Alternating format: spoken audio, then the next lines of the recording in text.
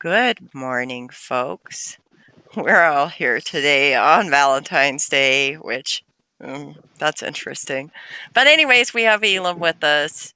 We all know Elam. He just likes to talk smack to me. And we're also joined by Sarah. Sarah is somebody that was born Amish and lived in 3 different communities in Wisconsin. Really close to me, actually, where I'm from.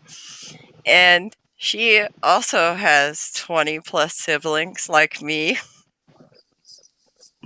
And currently, she also works in healthcare, which is, I work in healthcare as well. Hello, Anyways, everybody. say hi. Elam. Hello. Welcome. Happy Valentine's Day. Damn, how am I supposed to keep up with that? I Like, Um, don't know. You decide that. I just go like, hi guys. I can't help it that you're not like paying attention and bright and cheery. Drink your damn coffee. It'll make you happy. My shtick is to be the reluctant grump, so leave me alone. Why you gotta be grumpy today? It matches his cup. That's It's why. it's my shtick. Look at this. Look at that. Woo! I'm scary. Look, Uh, let me show you. This is what we do. I raise you. I'm not messing with that. You have to deal with it. Just deal with it. It'll be okay. So, Judge Me Unforgiven says howdy. Good morning. We have Howdy, somebody judge me watching. unforgiven. All right. I like the username. Judge Me Unforgiven. I'm unforgiven.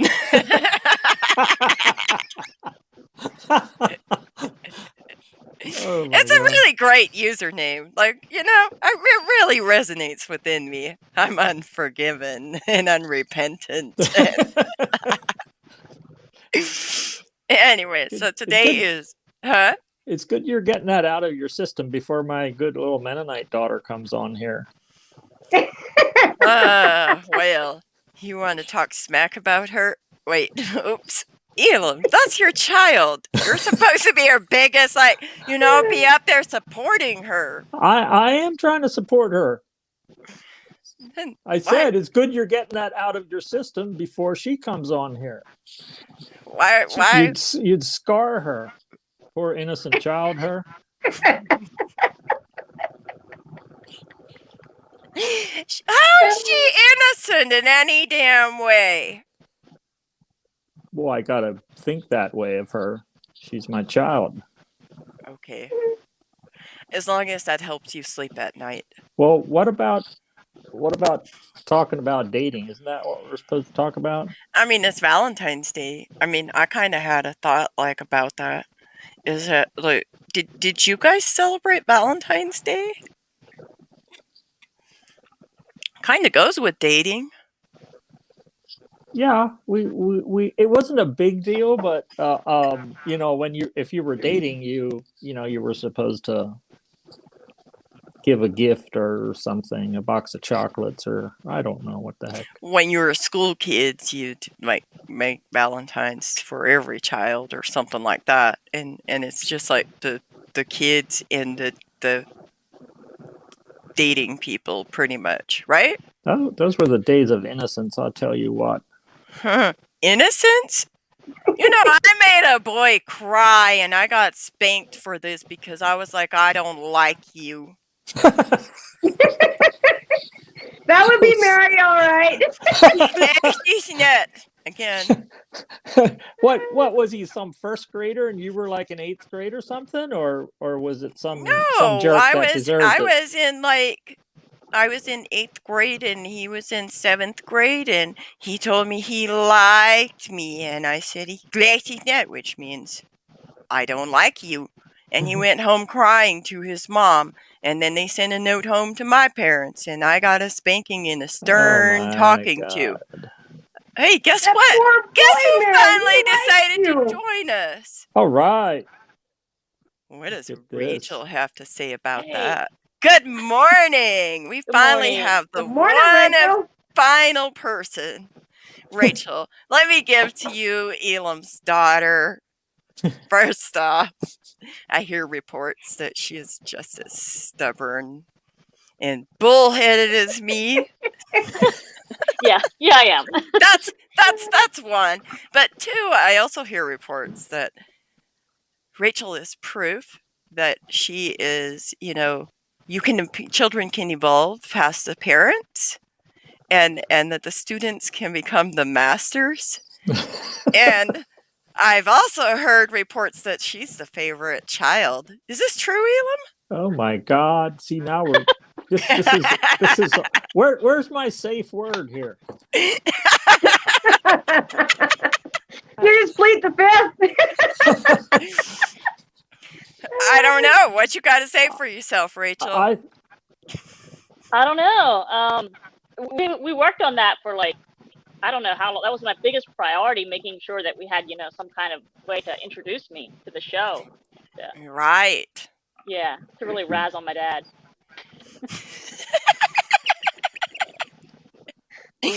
Well, we all talked about dating already, so now it's your turn, Rachel. You came late, so you got to talk. Don't be lying to Rachel. Well, here's my mug. And I'm all classy. Wow. Yeah. See, I taught Rachel, you well. You missed this. Yeah. This is what I'm doing today. I get annoyed at all the different, like, the mugs with different pictures or designs, because it just messes up the cabinet. So I like when they're all the same, and yeah, it means no girl boss mugs. What about this one? You poor thing, I grieve for you. Well, it's annoying. There's like, 20 different kinds of mugs and they don't stack. So you throw those out or take them to Goodwill. So you become like me and you adapt, and you have like a hanger that hangs down from the ceiling, and you hang all your mugs up there, and they're all displayed. Even if you're not using it, you can still see your girl boss or your dream big mug or your live your life or coffee is life mug. Come on. I don't know about that. I'm not sure I remember that. So these guys were all razzing on me because I got a spanking for telling a little Amish boy that I didn't like him. You got anything? Yeah, I don't think that ever happened to me. Like, not that I told a boy that I don't like him. Well, I really sassed him out sometimes. Like, I was not, that nice, neat girl that took care of their feelings and stuff. I kind of... Oh. If I was mad at him, I let him know. That was my school days. So. Yeah. Oh. So what you're saying is your dad didn't spank you for, like, let him know the feelings. No. Ah. Well, that's interesting. Yeah. I knew you were going to go there, you ruthless host, you. I mean, and just the conversation goes where it goes. Hey, guess what? Somebody wants to know what's up with that cup. Which cup? One? We're all like, we have a plain cup, we have a grumpy old man cup, probably we have a dream cup. Yeah, what is up with that cup, Elam? It's pretty pathetic, isn't it? But sometimes you got to use them. It looks like your filters when we do the group chats with the messengers, and you do like grumpy old man filter on your face. That's what it looks like. True. Wait, he's an Amish man that knows how to use filters? Is that what you're saying, Rachel? Yeah. Because whenever we do the group, like the Zoom type thing or whatever, and it becomes pointless because he's just there playing with the filters. and there's no point in talking anymore. It's like a little kid, well, that just but here's the thing. You guys don't want to hear what I have to say anyhow, so I get to play with the filters. I know you're not listening to me and talk over me and stuff, but that's all right. Hey, listen, thou shalt not repent. Oh boy.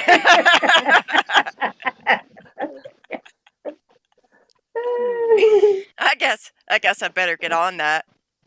Yeah. I mean, I did say I really like the username Judge Me Unforgiven. Yeah, anyways. Huh? And I told them that they're going to scar my innocent little Mennonite daughter. Are you scarred, Rachel? What? No. Are No, you okay? I just have these on so that my kids can hear what's being said. Oh, that's But no, fair. they're upstairs. Yeah. No, your dad was saying that we're gonna scar your ears because I was talking about how like I'm unforgiven, I'm unrepentant. I'm this person. That's Hmm. Well, no, that doesn't scar me. Also, maybe my dad doesn't realize that I'm already. Yeah, but I got these earbuds, so sorry. I stole my son's um, wireless earbuds, and he came walking to oh. me because I think he wants them back, but I'm not Yeah, giving them back. he should have him back. So No, so I missed like one little piece of what you said. You said you don't think your dad realizes you're what? I'm not like. Well, no, I'm definitely very innocent. I am just a picture of like perfect little Mennonite innocence that he thinks I am. We'll stick with that. Wow. Yes. Wow. I call baloney. Spencer says hi, everybody, and we have somebody talking about like dating. Okay, I guess we better should get to that topic because that's going to be entertaining. Supervision. Oh my! Well, so Who wants to begin this dumpster fire? Yeah. so I think that the I'm on kind of mute. more progressive or more intellectual practices of faith in plain communities where they start defining how dating should be practiced and whether the couples are allowed to touch each other. And I think that's like more twisted than some of the things in the other extreme. um and I'm not trying to apologize for the problems that I'm 100% in agreement with that are with bed courtship, or these just totally young people who have no idea about consent and their body, and that's bullshit. But my point is that is intellectual concepts of biblical courtship as it's interpreted by these groups that like my parents, I don't know, they just trusted us to be freaking sane human beings. And What a mistake. anyway, I think the scriptural interpretations of defining everything down to whether they're allowed to hold hands or not is some twisted bullshit. All right, that's what I have to say about that. That's what you have to say? Well, I actually had somebody who reached out to me and wrote like some stuff about their experiences and all of that. And I will post these later on the video so that everybody can see this. So what Liz Zook had to say was this: dating in the Amish culture really varies between each community, which is something we kind of wanted to demonstrate today. My words inserted. So the youth group I attended had to do hands-off relationships, which meant no hugging, no cuddling on the couch, no holding hands, and no kissing. We were taught it's immoral to have a hands-on relationship. Now, I believed it for a while until I started seeing relationship after relationship fall apart because the temptation to hold hands and so forth kept growing. And so they separated because it was against the rules. They believed they weren't meant for each other if they have that temptation. So I vowed to myself one day to never start a relationship. I told my mom one day very bluntly, if I have a hands off relationship, that guy is not having sex with me on our wedding night, much less being allowed to sleep with me. He's staying out of that bed for a while, actually. Either that or he needs to agree to break that stupid rule with me. Now, using the word sex in the Amish culture is like saying a cuss word. Affection is part of a relationship. It's not immoral. So obviously, dating couples in the Amish culture don't have sex before marriage. But if they do and someone happens to find it out, or the girl gets pregnant, they're forced to get married within a couple months. Now, I have cousins that live in the plainest community that exists. Their dating is somewhat similar, but while they have their dates, they cuddle on the couch with the lights off occasionally. Now, cuddling to them isn't really part of dating, it's more like pleasure.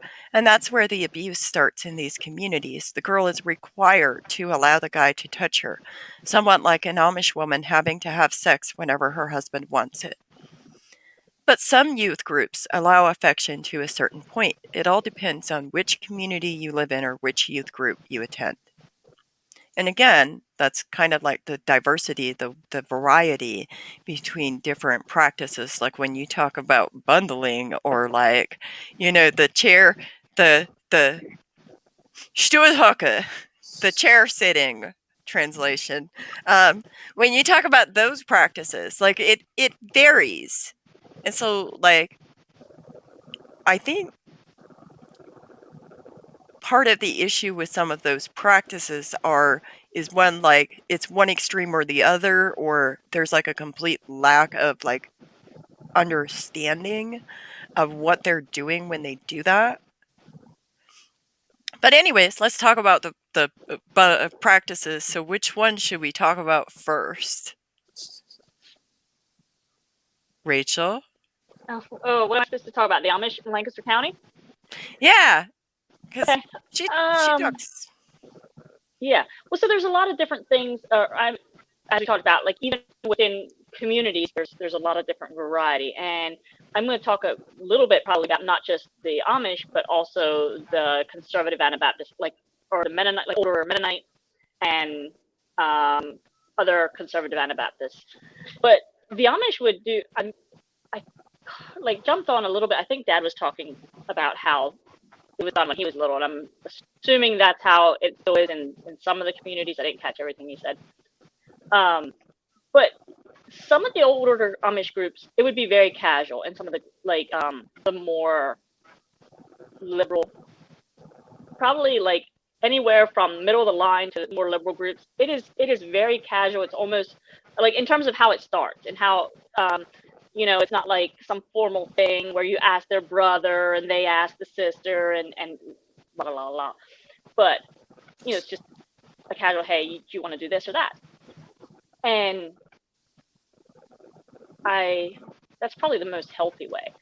But then the more conservative groups, I think it's a formal thing. Like it's a serious, you ask somebody to ask them if they want to go home with you or something. And that's how it starts. I'm not sure exactly which part you. So Liz mentioned like the youth groups. So like, what's a youth group? Let's kind of talk about that because like we had youth groups, but like our groups were divided by like churches. So you would have like two. Yeah. Okay. Yeah. Yeah. Well, versus what did Lancaster County have? Like where you were Amish? Well, so in Lancaster County, now, full disclosure, I did not actually run around Amish. Like I did not do Rumspringa, but I was close enough to enough people that did, so I know enough about it. In Lancaster County, they have what are called gangs, and no, they're not like the Crips and the Bloods or anything, but they are. Is it like Amish Mafia? Maybe I have to ask because English people ask us this all the time. Well, so I can't remember what Amish Mafia, how they depicted it so much, but there would be different gangs, and you choose like which gang you're going to go to when you're 16, and there, I mean, I don't know how many. There's probably like 100 of them in Lancaster County, and they have these weird little names like Pilgrims and Eagles and stuff like that, Cherokees and anyway, and you pretty much know when you hear what gang somebody's going to, like where they are on the spectrum of conservative to liberal, and there are certain people whose children would just never go to the more liberal gangs. It's just not done. Like they're not actually allowed. Like their parents won't allow them to. And so that's how mostly how Lancaster County is done. But then like the the Mennonites do a little bit more, like you were speaking about, where it's the different church groups. Did you have it like your church district had their own? Well, it wasn't Or each church, but like they would have because they only have church every 2 weeks, and yeah. then whoever had church would host the singing. So if the community was only one church, then some other family would host like the singing or whatever. But if they had more than one church district, like two churches would like combine their youth to like go have their youth groups. Okay. Yeah. Well, I think now there. So in Lancaster County, like my husband grew up older Mennonite. Ah, there goes. These things never stay in. I don't know what's wrong with my ears. They're deformed. It's my dad's genes. She's blaming her dad. Yeah, Thanks, I like thanks. this. that's what I do. So the old order Mennonites, they have like the church that my husband grew up, and there's maybe 5 or 6 different church houses for that church in Lancaster County, and then each church would kind of have their own youth group in a way. Like there's the Millway Church, there's the New Holland, Brofdale, and then sometimes there's little subsets within that, like Green Bankers will hang out together, and that's a subset of the New Holland group. But they would still get together, and then like once or twice a year, the whole group, like they would have these huge, I think, supper crowds they call them, and then everybody from all the different churches would come. But otherwise, it would just be their own church. In Lancaster County, or like with Amish too, they're starting this thing where maybe about 20 years ago, they started doing rule gangs. Before, almost like I don't want to say anything went, but there wasn't a lot of parental supervision at like the supper gangs and singings for the Amish kids. And there weren't can I just a lot comment on that? Yeah. There was actually intentional. The parents would leave. Oh The yeah. parents would leave for the afternoon event to give us freaking space, and then the parents would only be around for the evening singing. Okay. Yeah. Well, didn't they do So the that's supper? like- Yeah. And Anyway, then I so have that's another. flipped the spectrum where they began having rule gangs, and they have like the main one was called the Eagles. It's still in existence, and the plan for that long term was that eventually you would have, right now, okay, say if you went to the Parakeets or whatever gang it was, and you live in southern Lancaster County, there might be people from northern Lancaster County in there, and you might have to go, how many miles up there to northern Lancaster County, with a horse and buggy, which is not really practical. And so the plan with the Eagles, I think, is that they would split it into quadrants once there's enough of them. And I don't know if that's happened or not, where, you have the northeastern, the northwestern group, and then occasionally they would all get together. But yeah. Oh, and so the rule gangs, like they have these, get these rules like, no drinking, no smoking, no XYZ, and so who enforces? Who enforces? Who enforces? I think they Two have committees. questions. Yeah. So they have committees, okay, Yeah. and they enforce the rules. So this is Yeah. youth policing each other up. What's the makeup of the committee?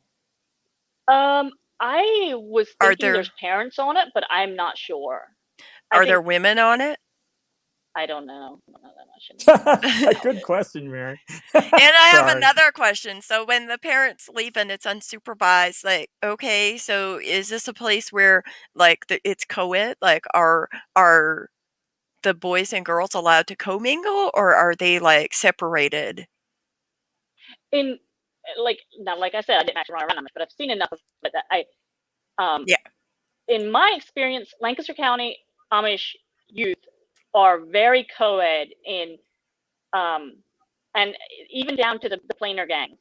And maybe some of that has changed in the years, but like there's a time where it would not have been unusual to see, mixed gender hugging. I don't think it happened a lot, but it still happened. Just casual, like, wait, hey, you're talking hugging? Yeah, just like, hey, when you greet each other, they would hug each other. I don't think it happened a ton, but Yeah, I'm and sorry. Hey, Sarah, want to talk about Wisconsin Amish and hugging? Oh my gosh. I can't believe that they allowed hugging. There was Like, no hugging. Like, there was no touching. like Like, okay, and here's the dichotomy with that. Like you're talking about like communities where there's no hugging. Like you don't greet each other with a handshake if you greet each other at with any kind of touch, right? But right. like I'll let Sarah explain the chair sitting and then I'll explain my community's practices. Chair sitting? No, I don't. The rocking chair sitting? You never went on a date like that? Fine, No. I'll tell you. Okay, so in like Laval, Augusta, Medford, New Auburn, Wisconsin, they practice like they have a Stuhlhocke. They must. It's a rocking chair set in the living room, and Stuhlhocke means like it's sitting on the chair. By the way, so anyways, so they they have the guy sit on the chair and then the girl has to go sit on his lap in that fucking chair, and that's like a dating practice. That's a valid dating practice in their Yep. community. And so like that's part of like the whole like it's akin to what Liz Zook was talking about when she says like they're forced to do it. Like there's no consent. Like how can you really consent to that? Like really? So basically, you don't even know this person because there's no like the only co-ed things that they might have is like at the volleyball games. Which thank you, Chris, for reminding us of that. When you're at the volleyball games, like they might play together with the girls and boys, but like other than that, everything was separated. When you sang, when you ate supper, everything was separated. Right. Right. There was none of that. Like And no then chatting and stuff. Like even just when you're standing around, or like there would be no chatting necessarily. no, before? they weren't even in the same area. They're not allowed to be Oh. in the same area. No, What about the at only supper time table? at the supper table we ate in separate rooms. Like the girls Yeah. sat together, the guys sat together, and then like when we did the like during the time that we sang our songs and stuff, Mm-hmm. guys were on one side of the table, women were on the other side. You know, like there was no like There's no commingling. yeah, there's very little like talking to the guys. Only time we really talk to the guys is if we decided to like after the sing and go party. And that meant like Well, leaving the property and going somewhere else. and So the only way you could actually have a interaction what's that to was go on? that wasn't scripted by your social expectation was when you were being bad. Right. Well, I was a very bad girl, and I'm unrepentant. Thanks. So anyway, I lived in 5 different communities. 3 were in Pennsylvania, 2 were in Wisconsin. So let me talk about my Wisconsin community first off. And I can tell the bishop today, Dan Miller, I'm still unrepentant. I don't care. I broke your rules. I don't care. Thanks. Anyways, Is he still alive, Mary? yes, he's still alive. Mary keeps tabs. Anyways, she's watching. well, I went to Wisconsin for a funeral, and I kind of passed him on the road in his horse and buggy. So I'm gonna let you know. I know he's still alive and well as of last December. Okay. Anyways, we had a policy of like we were supposed to like sit at the kitchen table, in the dark, across from each other, until midnight, and that was it. That was our community. It's also like similar to like Chaseburg's community, but like what Rachel was talking about, the whole like there's this you send your friend very formal practice.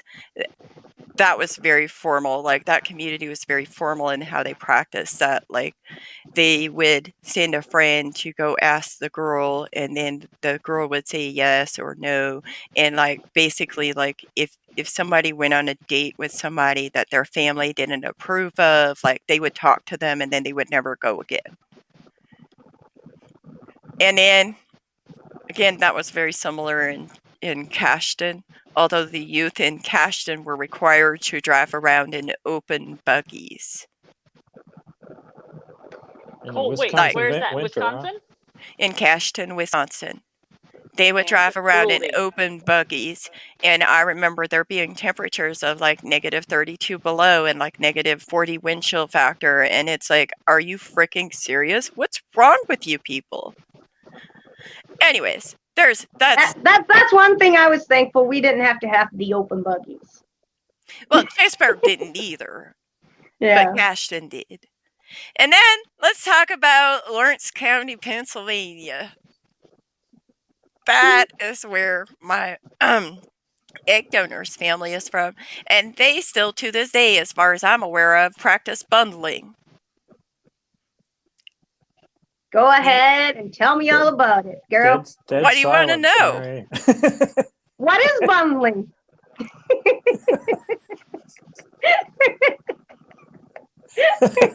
Jesus. Come on, Mary. Somebody, This is look, the first time I've seen you speechless. what is bundling?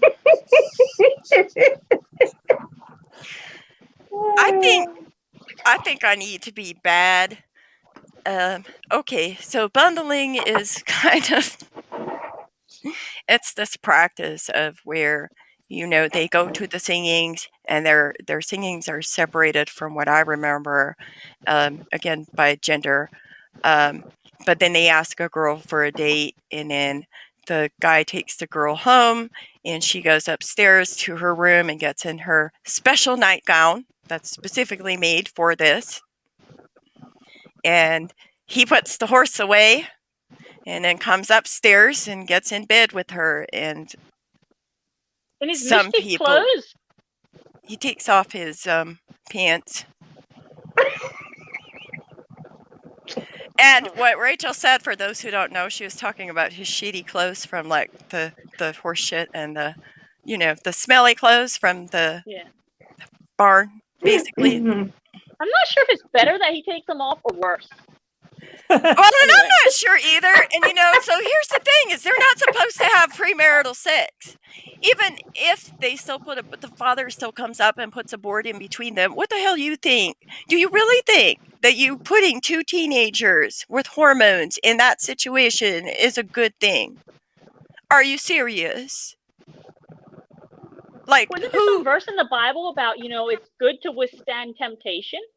I mean, how can you be honest people if you don't throw some temptation in their way? Really, Rachel? I mean, but like, do you really have to do it that way? And then the other thing is like, kind of like how Liz was saying, it's like if they find out they're having sex, they make them get married. That is true. That is true of every community. Like, I know that. Okay, I know a bishop's daughter who got married and then had a baby, and the baby was like 7 months after they got married. And then after the baby was born, they went and confessed to having premarital sex. Yeah, I know in our understood that. community, that happened too. They had to also, yeah, that happened where people had to confess. I don't Yeah. get the confessing like part. Even, you know, like I think in Lancaster County, people would do that even if they weren't pregnant when they got married. Like they'll confess later on, and I don't get it. Like, why does the church care? Or I mean, why do people need to know? Anyway, It's just weird. It's just shaming them. They just want to prove a point. I think too, is say, oh, you know, like we're still in control of you. Like we're gonna shame you for what you did. You know, whatever, and make it like this big deal. Like I think that they want to. I don't know how to explain this exactly. How they don't think as, I guess, sex in the Amish community should be like they shame people for it. They don't explain it. They shame you for it. And I don't know how to explain this. Well, you know what I'm trying to say, Mary? Yeah, it's a shameful topic that isn't really ever addressed. It's very vague.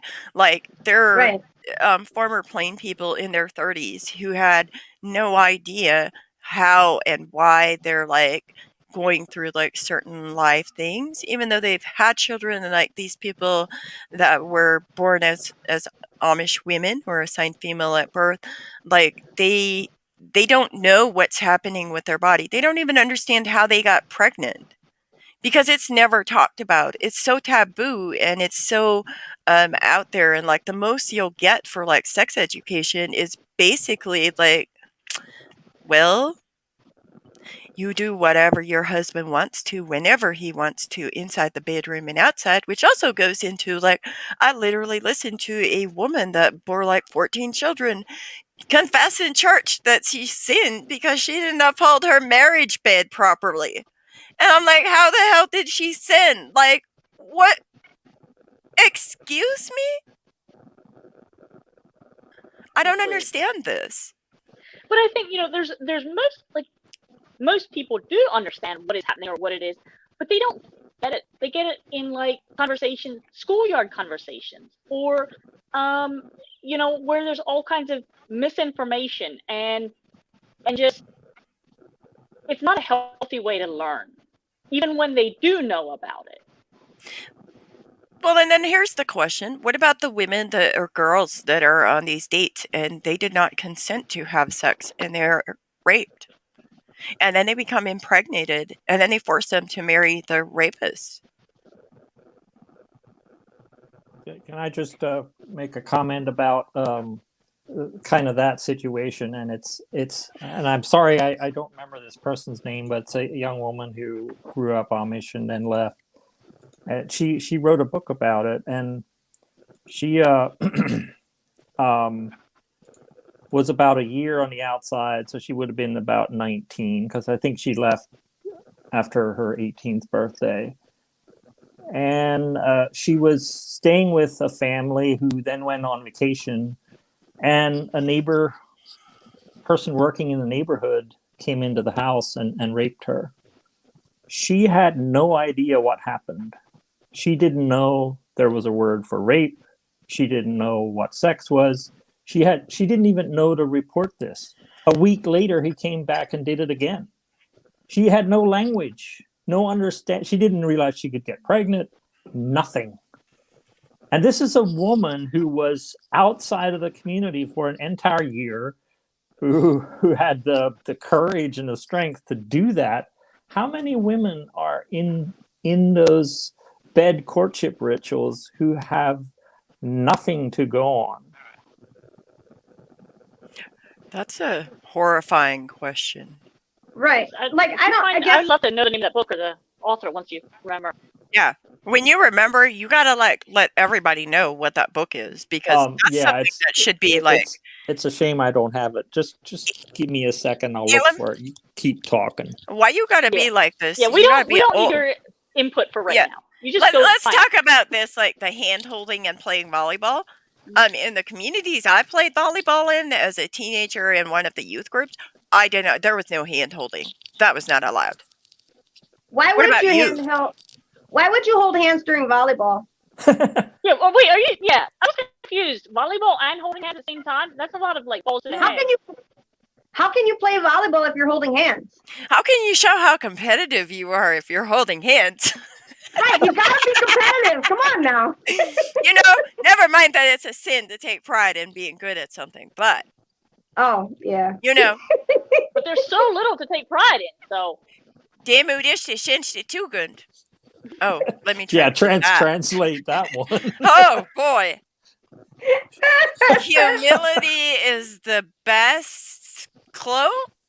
I don't know. Anybody have any better ideas? I think Demut ist die schönste Tugend. I think it's humility is the most beautiful characteristic. But I'm pulling that one out of my butt. But I don't know how to translate that. That word, I don't have a translation for it. So you heard that crap for all those years and never knew exactly what it meant. Does it mean maybe like staying humble is the best thing or something? I don't know. Yeah. Like be humble. Yep, something like that. So anyways, we have a lot of comments, guys. Why don't you read us a couple? I refuse to date any of the plain boys. Yeah, practically, if you say yes to one boy, like you're expected, the expectation is you will probably marry that boy. It's like especially in the community that he was from, I know the communities that Chris grew up in, and they kind of, there's this weird little thing where a lot of Amish kind of operate on their own little rules, and they don't have a lot of scholarship, or there's not a lot of people who speak about what it means to be Amish. Like, they have their preachers that speak in church on Sunday, but they don't have they don't have Sunday schools. They don't have like any institutions dedicated to higher learning, to speaking about what it means to be Amish. And then there's this thing that happens once churches have Sunday school, and they start to have, especially when they have church schools. And now church schools, I'm going to say, are a little bit different from Amish schools, because most Amish schools don't actually preach or teach any kind of religion. But once you get to the schools that do, then they start to have all kinds of things where they talk about what it means to be Anabaptist. And then they start to grapple with some of these things, like, okay, bundling is not okay. And so they kind of, what ends up happening, I think, in the groups that Chris was a part of, they do things, they take a lot from the evangelicals. Like, I don't know if you've heard the book, I Kissed Dating Goodbye. And they take a lot of those ideas in, and so in some of those groups, it's a very, very serious thing. You know, it's a little bit like you had said in, I forget which community it was, but, you know, to say yes is this very serious thing. It's not casual. And I've heard ministers actually speak about how it's been very detrimental to young people's lives, because it wasn't actually that way. Like, that's something that has come about, I would say, in the last 60 years, maybe, where that switch has made from where some of these conservative groups were more casual, a little bit more like the Amish are now. But since the Amish don't evolve as much, they're still doing it, like in Lancaster County anyway, I'm speaking of, where it's more of casual dating type thing. And in the other Anabaptist groups in Lancaster County, they kind of changed, and they got, they wanted to do things right, and they flipped the switch from casual dating to it being very serious. And like, one of the concerns that I hear from, like I said, even ministers, is that it makes dating into this serious thing where asking for that first date from a girl is so difficult to do, and accepting it is so difficult to do, because it's this huge monumental decision instead of a getting to know you thing. And once it becomes like that, you'll have other little things that get thrown in there. The more serious it is to have a relationship, like even a first date, the more serious any interactions between opposite genders are. And so it tends to push them apart, I think, in terms of just casual, conversation. Because there's it tends to like limit the ability of youth to be able to interact in a way where they can find people they're compatible with to enter into a relationship. Would you say that's kind of the thing? Okay. Okay. And I because think it makes it so serious and life altering that they have like there's like this overlying fear of like even talking to somebody or getting to know them. Or you have to pray about it. And, if you don't feel led that this is God's will for you to have this first date, then you don't want to do it. And that's a lot of pressure. Like, that's just, come on. Well, the purity culture that has been part of evangelicalism, there's people coming out of that are writing about it and criticizing it, and they talk about that pressure and how, because there's almost no interactions allowed between a couple, and they have to make this monumental decision with all this weight attached to it, they end up basically marrying perfect strangers, and then they're supposed to have this wonderful relationship. And how the hell is that supposed to happen? And at the wedding, like everybody gets together and they like, oh my God, this is the most beautiful thing. And they have these most massive gatherings and they spend all this money on it. And it's just like this. Ugh. I don't get it. Yeah. And it's all about this. It's all to prop up a religion instead of serving people's needs by letting young people have these interactions that don't have all this weight attached to it. It's basically just another example of religion screwing people over instead of serving their needs. Yeah. So, yeah, that's an interesting topic. Thank you, Chris. And then we have somebody that says, I'm sure this is surrounding some of the confessions. They're perverts, big time perverts. That's why they do the monitoring. I know that some of the wedding practices themselves, just are horrifying.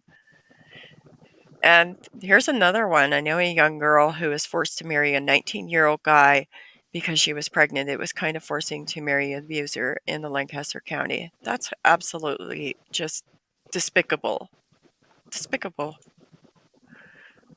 On the more conservative end of things related to bad courtship and bonding, the religious leaders in those communities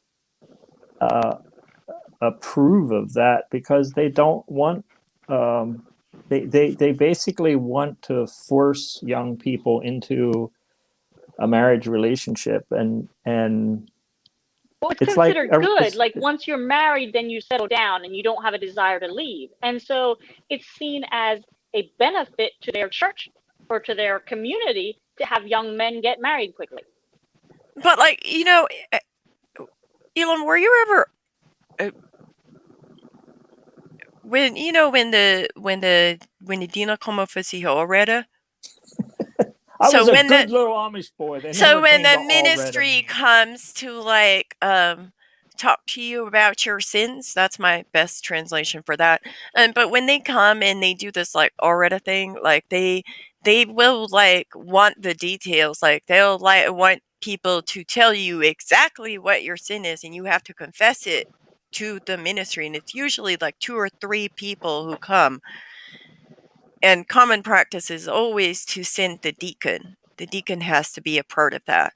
And sometimes the bishop will come too, depending on how serious it is, But it's they want all these details and information that just really. Yeah, that's wildly inappropriate for these men to come and talk to a woman or even a teenage girl. Or boy. It's just crazy inappropriate, especially. Well, and here's a theory. It's confessed because the preachers are sexual predators and like hearing stuff like that. Well, sadly, that is true in some cases. If you look at Misty Griffin's story, her bishop was a predator. And he is convicted. Yeah, this makes me think of the leaders being perverts. There was the other week when Chris Kramer was on, there was something that he was alluding to that I don't think Mary understood or I don't think she was getting it in the way that he meant. So he talked about the elbows, having your elbows covered. You remember that? Yes. Well, do you know why? It's not just because you need to be modest. It's because elbows can look like, if you have your hands up, it can look like another body part. I don't understand how any person can see that. We weren't allowed to expose our elbows either for that very same reason. Well, in Lancaster County, they're semi-sane, and you can Amish people can. So that was thought of that way in wherever you were from? The elbows were not supposed, it was considered, if you rolled your sleeves up, it was bad because that can, entice somebody to sexual impurity. That's just messed up. I mean, it doesn't mean I didn't do it, Rachel. Like, let's just be clear here. Like, I'm that person. I just always have been that person. And I don't know if that was a family thing or a community thing or what it was, but I do know that I wasn't supposed to roll my sleeves up, even though it was hot, like past the. I think that was definitely some communities.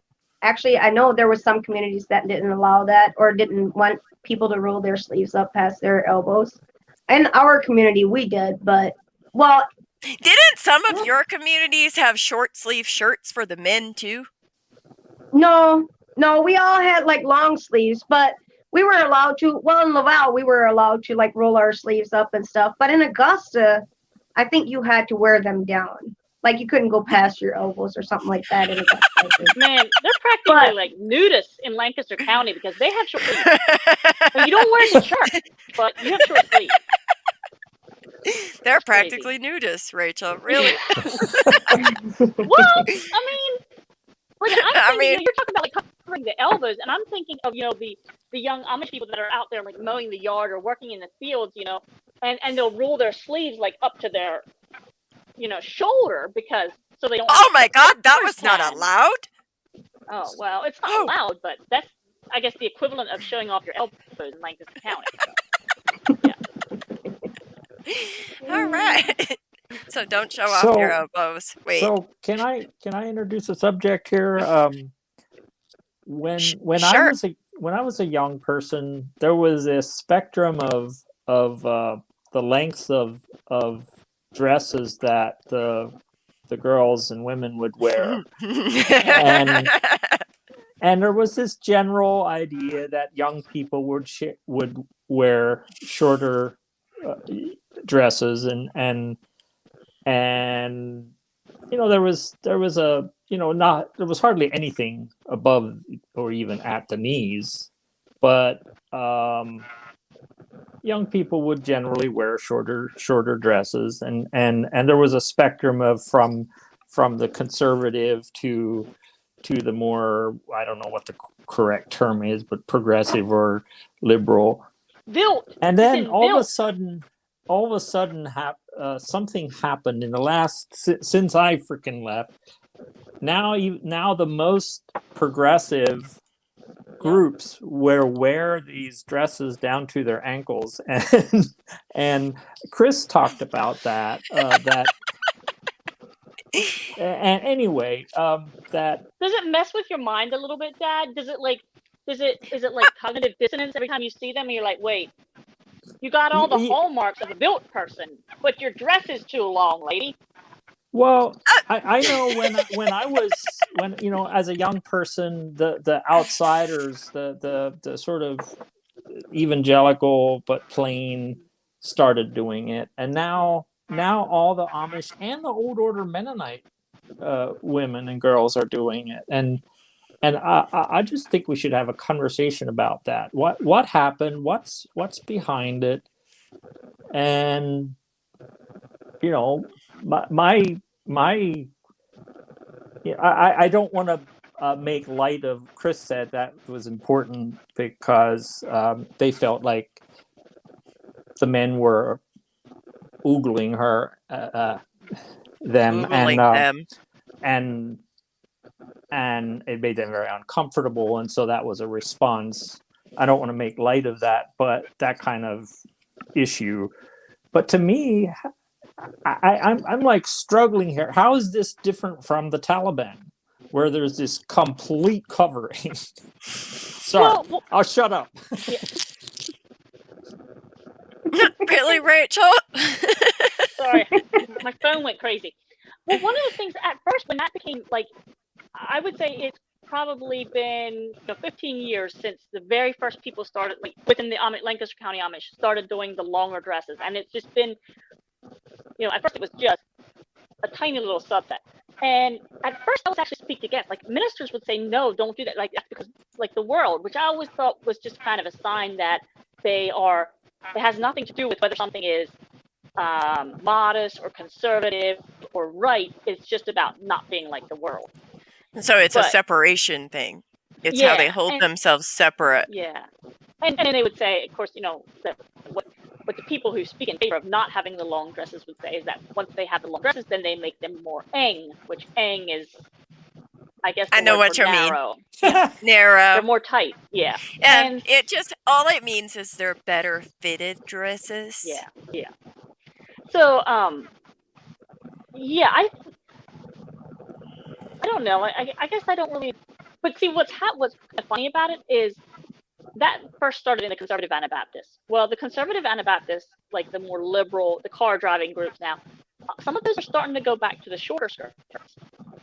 Meanwhile, the Amish are just full-fledged into the longer ones. So in about another 15 years, it'll flip-flop again. Well, see, like, here's what I don't understand. It's like in some Amish communities, like, you'll be wearing if you wear a dress that's too long or a dress that's too short, like ours was exactly 8 inches from the floor. That's what was allowed. That's a lot of so, leg. like, I know, right? We showed the ankles. just I think Augustus was more like 10, or maybe Laval. Laval was a lot shorter than Augusta. Yeah. And so anyway, so like part of that, what that did is like, you know, if you make a dress and you don't get it exactly right, and in the front it might be because you have a little bit of a stomach in here in the front, you know, it might be like half an inch shorter in the front than it is in the back, and then people would talk to you about that, because even though it's like 8 inches in the back, it's not meeting the requirement in the front. So if either it went either way and it was too short or too long, you got in trouble. Yeah. Mary, you should have been in Lancaster County. You should have grown up in Lancaster County. There, it was like, I hesitate to say this, but it's almost okay to break the rules a little bit and bend them. Actually, I think it's expected in some ways. You should have been from Lancaster County. You would have. You would probably be a good Amish woman right now. I sincerely doubt that. Well, actually, how do you know I'm not a good Amish woman? Look at this. I'm breaking the rules right now. I can think of some people who she would be like, some people I know, and she would be just like them. Some good Amish women. Yeah. And like, here's the other thing. It's like, I'm not going to say I was like a very compliant Amish girl. What I am going to say is that I tried. I really, really tried to be a good Amish girl and follow all their rules and do everything that these men in the church decided that were our rules, including their stupid green buggy seats. Anyways, that's a whole other story. But I tried. I really tried.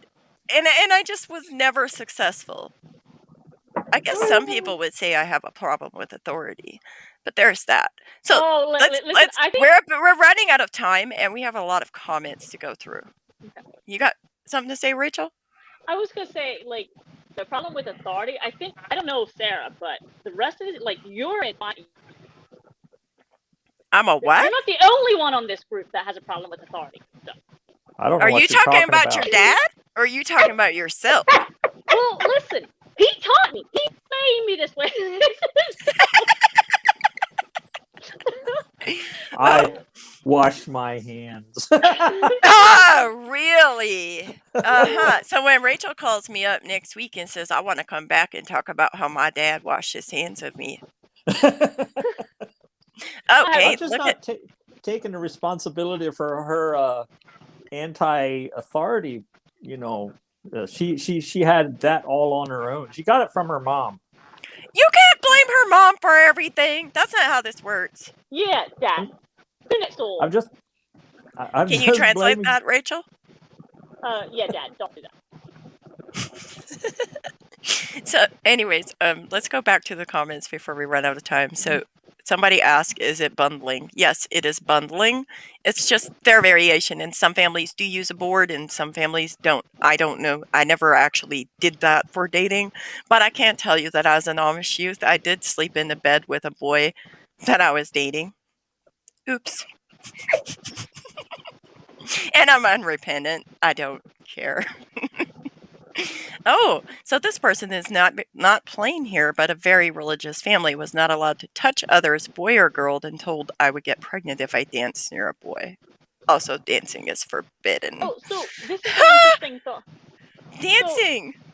So, like, the conservative Mennonites actually dance at their youth group thing. Like, the parents are there, and it's not, okay, like, they're not grinding up on each other, but they have, it's like a Not square grinding. dancing type. What do you know about grinding? You're in the Mennonite community. I'm friends with Mary, and she corrupted me. And You with can't that, blame everybody else for your corruption, Rachel. Okay. and with that, we are out of time. Really? We still have like 20 comments. Yeah, Look you at got this. nothing important going on anyway. Yeah, just we gotta at least talk about the comments that people have. All right. So okay, so let's the couples. Oh, Chris explains the couples would at times sit and watch the volleyball game and hold hands. Oh my God, you have a savior, Elam. It was Runaway Amish Girl by Emma Gingerich. Oh, thank okay. you, Lizzie. Thank you, Lizzie. We appreciate you. Oh. Here's another one. Most of the people I went to school with were married by the time they were 18 to 20. As an Amish woman, if I wasn't married by the time I was 20, I was an old maid. True. Facts. Yeah. There's no argument. I was an old That's maid. why I got on that right away. I got that accomplished as soon as I was 18. I ran away before I turned 20. Because I'm that Me person. too. Yeah, we kind of did this. Yeah. Elbows equals boobs in planar groups. Yeah. Oh, And that's what I why. was trying to tell you. Yeah, elbows. I didn't know that. Okay, I didn't know. Oh my gosh. Oh my gosh. Oh man, you better watch it, Rachel. I see your elbows are exposed today. Some people must have been pretty perverted to think that even. I know. I My like, think about God. it. If you think that's what That's boobs look like, insane. yeah, That is, that's some gross looking boobs. Wow. man, them boobs are great. Oh, and it's just the women. Just the women. The men's elbows are fine. They don't look like boobs. No. Actually, it is the men too. I have a friend who grew up in a group like that, and he knew nothing about it. And he was told one time he was washing dishes at some kind of camp thing, and he was told to like put his sleeves down. And he was like, "What? Why?" The person explained to him, and Wow. Wow. That's some serious perversion there. Are we okay? No, you're I not. don't know. I feel like we're a little bit twisted in our therapeutic events when we deal with trauma, huh? Are we? Are we okay? Great question. We have good reason to not be okay. My bishop called and said he's scared. Would you like me to give you a phone number? I'll talk to him. I'd love to talk to him, but feel free to reach out to any of us on here and talk about that if you need support. Oh, sins of the father. Oh boy. That's a whole other topic, Chris. We can't cover that today. The sins of the father and the sins of the children, and it's just crazy. This is a book. My grandmother left the Amish faith to marry my grandfather. She wore pants and sweaters. As I told Chris Kramer, at one point, we have a young Mennonite woman as a neighbor. She lost her husband just before she moved in next door. One day she went out back and was wearing shorts where you could see her knees. My grandmother was in the kitchen and could see her. My grandmother went off on her for wearing shorts. Is that legit? Huh? I think there's people who would do that. Yeah. Wow. The Plain folks up in Perry County are looser with their rules. Don't like their cousins moving up there because that's another thing. Yeah. Like they got a good thing going. They don't want to. They don't want anybody to threaten that. You can't do that. Rachel's right. It's just not as bad for the men. We could stop Okay. after the second word right there, and everything would be good. That could apply to many things. Mama would have never let anyone. Oh. That is perfect. Well, I'm a Jezebel. What about you, Elam? Are you a Jezebel? No. No. I'm just confused and. He doesn't want to take that label away from us. We're proudly wearing that as women who are, speaking up. I've been thinking about getting a tattoo that says Jezebel. I don't know if I actually would, but however, I've been thinking about that. On that note, happy Valentine's Day, everybody. Do either of any of you have any last words? Hope y'all get some bundling in today.